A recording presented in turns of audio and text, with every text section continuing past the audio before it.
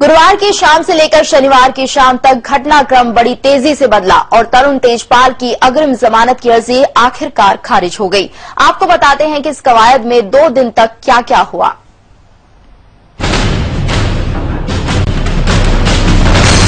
गुरुवार शाम गोवा पुलिस की प्रेस कॉन्फ्रेंस के बाद ये तय हो गया था कि पुलिस तेजपाल को कोई रियायत देने के मूड में नहीं है, क्योंकि गोवा पुलिस ने तेजपाल की मोहलत की अर्जी नामंजूर कर दी थी।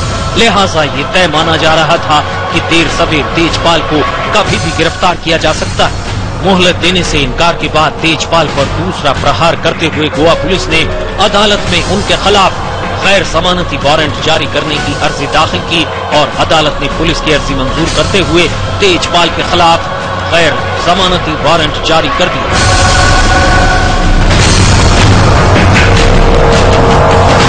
तेजपाल ने फैक्स भेजकर शुक्रवार को गोवा पुलिस के सामने पेश होने के लिए कहा, लेकिन शुक्रवार की सुबह 6 बजे गोवा पुलिस तेजपाल को गिरफ्तार करने दिल्ली में उनके घर पहुंच गई।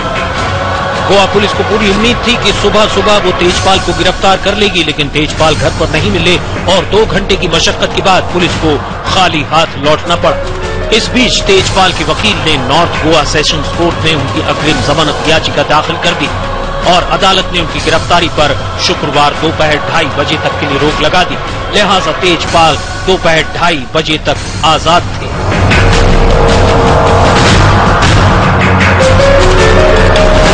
दोपहर 2:30 बजे की फ्लाइट से गोवा जाने के लिए तेजपाल दिल्ली एयरपोर्ट पहुंचे, जहां मीडिया का हुजूम पहले ही मौजूद था। तेजपाल के साथ उनकी दोनों बेटियां और उनकी पत्नी भी थी। इसी फ्लाइट में गोवा पुलिस की क्राइम ब्रांच के अफसर भी मौजूद थे। तेजपाल तनाव रहित लग रहे थे और फ्लाइट में भी वो लगातार अपने साथियों से बातचीत करते रहे।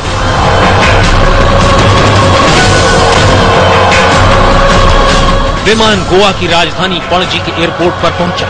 क्योंकि उनकी गिरफ्तारी पर रोक का वक्त खत्म हो चुका था, इसलिए अनुमान लगाया जा रहा था कि फ्लाइट से उतरते ही एयरपोर्ट पर भारी तादाद में मौजूद गोवा पुलिस तेजपाल को गिरफ्तार कर लेगी।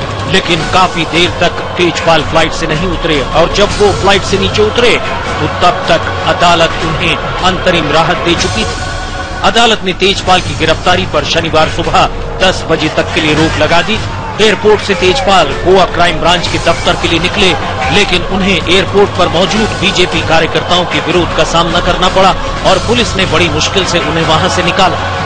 क्राइम ब्रांच के दफ्तर में तेजपाल ने करीब 1 घंटा गुजारा, लेकिन इस दौरान पुलिस ने उनसे कोई तफ्तीश नहीं की।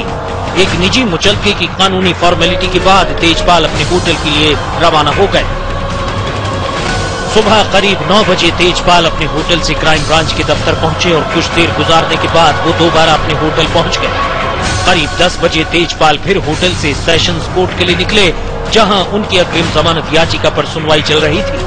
तेजपाल थोड़ी देर के लिए मीडिया से भी रूबरू हुए।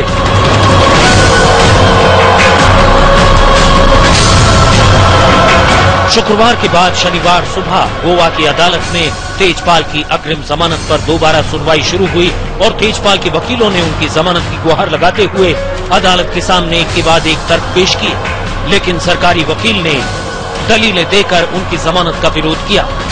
अदालत ने दोनों पक्षों की दलीलें सुनने के बाद करीब 12:30 बजे फैसला शाम 4:30 बजे तक के लिए सुरक्षित रख लिया।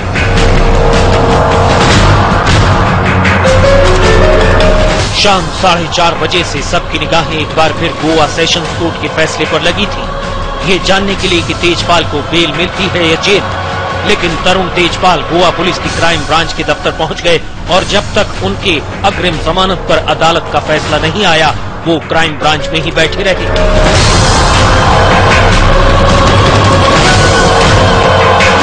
कई घंटे गुजर जाने के बाद अदालत ने तेजपाल की अग्रिम जमानत पर फैसला सुनाते हुए उनकी जमानत याचिका रद्द कर दी और इस तरह 2 दिन तक चला बेल या जेल का सस्पेंस आखिरकार खत्म हो गया। इस समय दिल्ली से जितेंद्र बहादुर और प्रीति पांडे के साथ गोवा से अखिलेश तिवारी।